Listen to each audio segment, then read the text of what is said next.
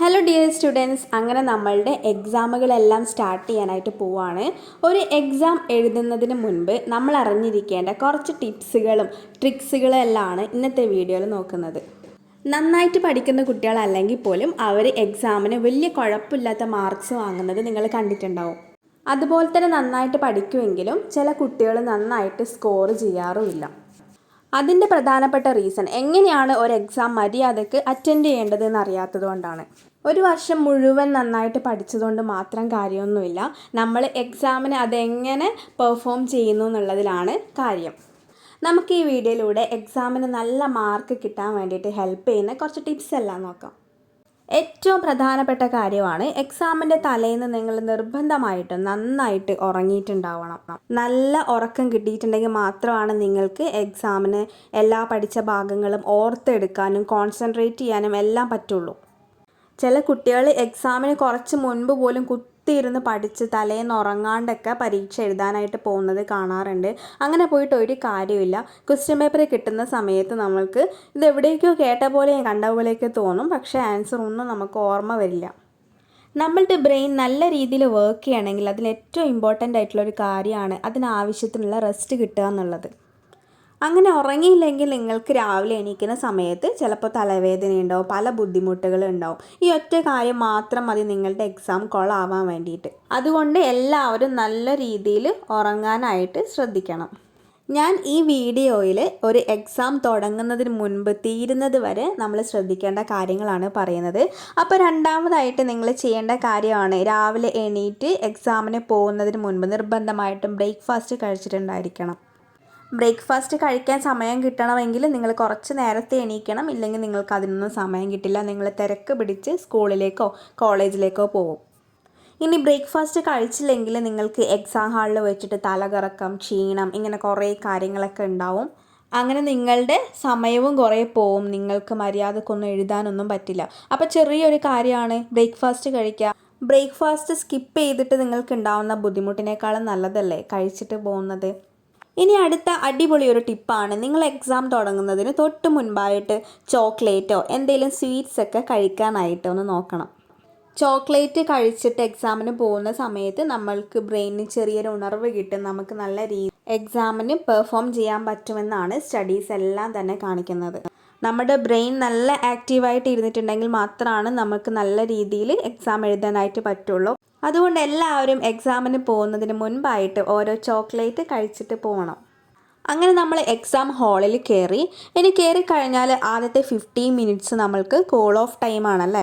ഈ ഒരു സമയം നിങ്ങൾക്ക് വളരെ പ്രധാനപ്പെട്ടതാണ്. നിങ്ങളുടെ എക്സാമിന് നിങ്ങൾ എഴുതാൻ പോകുന്ന ആൻസേഴ്സ് നിങ്ങൾക്കൊന്ന് പ്ലാൻ ചെയ്യാനും അതൊന്ന് കണ്ടുപിടിക്കാനും എല്ലാം ഉള്ള സമയമാണ് ഇത്. നല്ല രീതിയിൽ നിങ്ങളുടെ ക്വസ്റ്റ്യൻസ് നിങ്ങൾ വായിച്ച് നോക്കണം. ഈ ഒരു സമയത്ത് നിങ്ങൾക്ക് ചിലപ്പോൾ ക്വസ്റ്റ്യൻസ് വായിക്കുന്ന സമയത്ത് ഒന്നും ഓർമ്മയൊന്നും വരുന്നുണ്ടാവില്ല. പക്ഷെ കുറച്ചധികം തവണ ക്വസ്റ്റ്യൻസ് വായിച്ച് ഒന്ന് ആലോചിച്ച് കഴിഞ്ഞാൽ നിങ്ങൾക്ക് തീർച്ചയായിട്ടും ഓർമ്മ വരും. നിങ്ങൾ ഓൾറെഡി പഠിച്ചിട്ടോ വായിച്ചിട്ടോ ഉണ്ടെങ്കിൽ മാത്രമാണ് നിങ്ങൾക്ക് ഓർമ്മ വരുള്ളൂ. ഇനി അതല്ലെങ്കിൽ പോലും കമ്പാരിറ്റീവ്ലി ഈസി ആയിട്ടുള്ളൊരു ക്വസ്റ്റ്യൻ തിരഞ്ഞെടുക്കാൻ ഓപ്ഷനകത്തു നിന്നും ഏതാണ് എഴുതേണ്ടതെന്ന് തീരുമാനിക്കാനൊക്കെ ഇങ്ങനെ ക്വസ്റ്റ്യൻസ് കുറേ വട്ടം വായിക്കുന്നത് വഴി ഹെൽപ്പ് ചെയ്യും.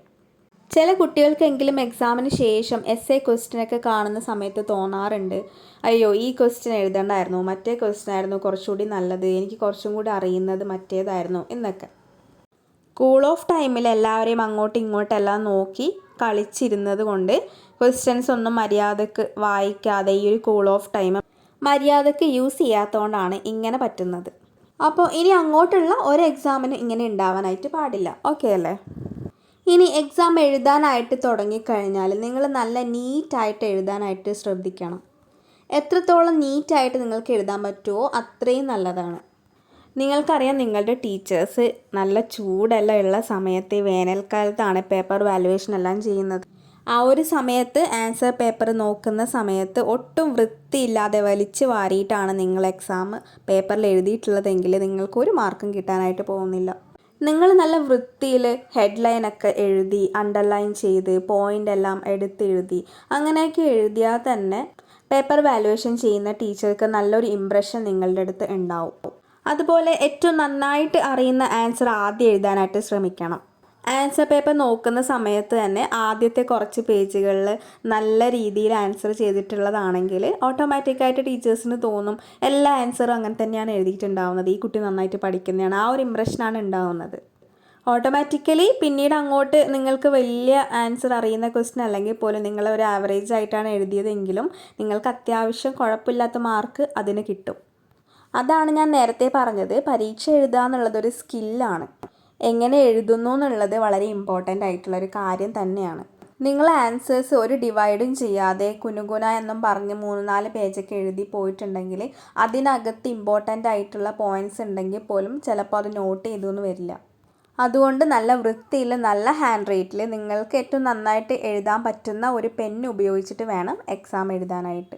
നിങ്ങൾക്ക് ഏറ്റവും കംഫർട്ടബിൾ ആയിട്ടുള്ളൊരു പെന്ന് തന്നെ യൂസ് ചെയ്യണം.